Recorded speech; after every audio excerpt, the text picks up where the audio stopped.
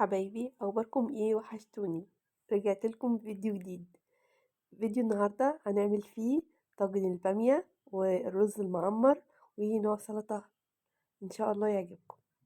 تمام. بس يا ريت ما ننساش اللايك والشير والاشتراك في القناه، وتابعوني على كل حساباتي. وسيبوا لنا تعليقات حلوه تحت الفيديو، ولو جربتوا الوصفات بتاعتي ابعتولي صور ليها. تعالوا نشوف هنعمله ازاي. اول حاجه هنبتدي بالرز المعمر. بعتذر، صوتي طبعا مغير، دور البرد ماسكني مش راضي يروح. فبعتذر جدا. اول حاجه رز المعمر، رز مغسول ومنقوع، بنقعه على الاقل ساعتين. حطيت عليه شويه ملح، وده كان حوالي 3 كوبايات رز، انا مش بعمل كميه كبيره قوي. وبعدين حطيت معلقه سمنه بلدي، معلقه حلوه كبيره كده، بالمعلقه المعلقتين يعني على حسب رغبتكم. خلاص. ولبن مغلي بقى حطيت. انتوا عارفين الرز المصري بياخد كوباية وربع لبن، كوباية الرز بتاخد كوباية وربع لبن. تقلبهم بقى في بعض كده.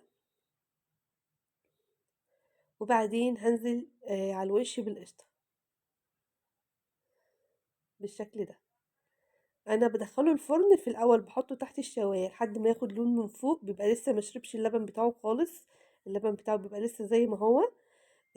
بس لما بياخد لون من فوق برجع انزله تحت بقى على في الفرن من تحت لحد لما يستوي ويتشرب اللبن بتاعه كله. دي طريقتي.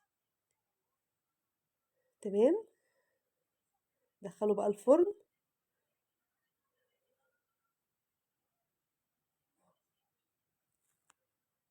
تمام. اللي نسي يعمل لي لايك بقى يا جماعة ينزل تحت يعمل لي لايك، ما ننساش. هنخش بقى على البامية. جبت بصلاية وفص توم وطماطم. الطماطم دي كانت فروزن في الفريزر، بس سبتها تفك عشان اعرف اضربها في الخلاط. تمام. وهضربهم مع بعض. في الوقت ده بقى حطيت قطعة سمنة في الطاسة، وبدأت أشوح اللحمة بتاعتي.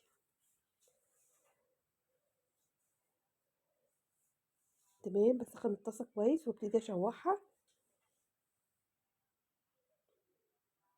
الحركة دي بتخليها طرية وحلوة قوي. هنزل بقى بملح وفلفل، وابتدي بقى ايه اقلبها من جميع الاتجاهات وخليها تاخد لون.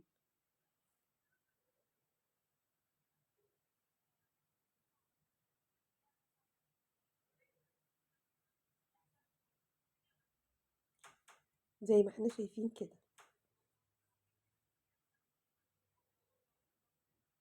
وبعدين هنزل عليهم بالعصير بتاع الطماطم والبصل والثوم اللي انا عملته، واسيبهم بقى يتسبكوا.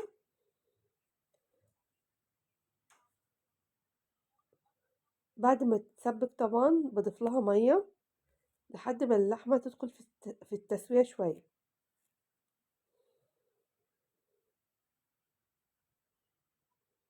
شايفين؟ بعد كده هحط بقى الباميه برضو كانت فروزن. طبعا الحاجه الفروزن اللي عندي في الفريزر دي بتنفعني جدا، سهل ان انا اطلعها. واسيبها لحد لما تستوي. انا مش بحطها من البدايه في الطاجن، لا، بعملها كده على البوتاجاز الاول، وبعد كده بحطها في الطاجن بقى تاخد الريحه والطعم بتاع الطاجن واللون بتاع الفرن. تمام. حطيتها بقى في الطاجن بالشكل ده، وبعد كده هدخلها الفرن لحد ما تاخد لون. بس حطيت الاول شويه زيت زيتون على الوش. زيت الزيتون حلو قوي في الاكل وما بيتعبش خالص، اللي يقدر يستخدمه طبعا. حبيت بقى اعمل افتكاسه كده شفتها على اليوتيوب في تقديم السلطه. بس يعني ما تضحكوش عليا، هي فشلت شويه. بيجيبوا العيش اللي هو الشامي ده، وبيحطوه في زيت سخن لحد لما ينتفخ بالشكل ده. بس هو ما انتفخش مني قوي بصراحة، يعني هو في الفيديو كان منفوخ اكتر من كده. اللي أنا شُفته. أنا جرّبت كذا رغيف على فكرة، بس هو الرغيف فيه قطعات، للأسف أنا جايباه كده يعني، يمكن هو ده اللي مخلّيه يخرّج الهوا اللي من جوّاه، بتنيكي تصُبّي بقى عليه كده ال الزيت. هي فكرة سلطة الفتوش شوية، بس بدل ما أحط العيش أكسّره، لأ بإيه باحط السلطة جوّاه. دي آخرة طبعًا اللي يجرّب حاجة من على اليوتيوب.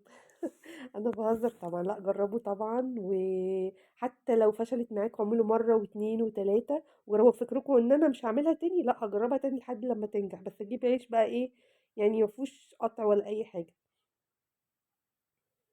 بيتحمّر من اتجاهين كده.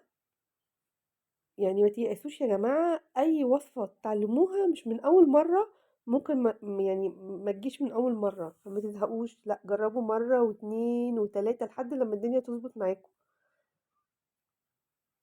هو طبعا ما انتفخش زيادة بقى، زي ما قلت لكم ما انتفخش قوي، مش مشكلة ولا يهمني، حطيته برضو. انا هقول لكم بس فكرته عشان ممكن انتوا تعملوه ينجح معاكم عني.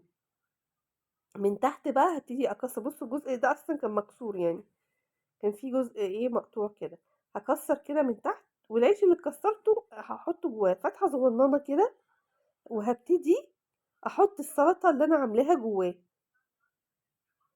انا هكسر الجزء ده على السلطة، تمام، اهي احطه على السلطة كده، وابتدي بقى اعبيه او اغرف السلطة فيه كأنه طبق كده. بس الفكرة مش هنا، الفكرة في فكرة تانية يعني، خليكم للآخر عشان تعرفوا، مش هقدمه كده بس. تمام، دي فكرته، وأقوم بقى قلباه، يعني اخلي مكان الفتح دي تحت، والمفروض من فوق يبقى مقفول كده، سربرايز يعني، هعمل لهم سربرايز في السلطه. وساعه الاكل بقى هما يبتدوا يكسروا كده، شايفين، وياكلوا السلطه من قلبي. والله هي فكره تقديم لذيذه جدا يعني، عجبتني الصراحه، انا بحب الافكار الجديده الحلوه دي. اوعدكم اجربه تاني، ولو نفع معايا هصوره لكم برضه. تمام، ونبتدي ناكل بقى يعني، عاملين سربرايز للسلطه. تمام، دي بقى البامية بتاعتي بعد ما خرجت، والرز بعد ما خرج، ودي كمان السلطة بتاعتي اللي أنا منبهرة بيها. يلا جربوا بقى الوصفات، متنساش برضو لايك والشير والاشتراك في القناة.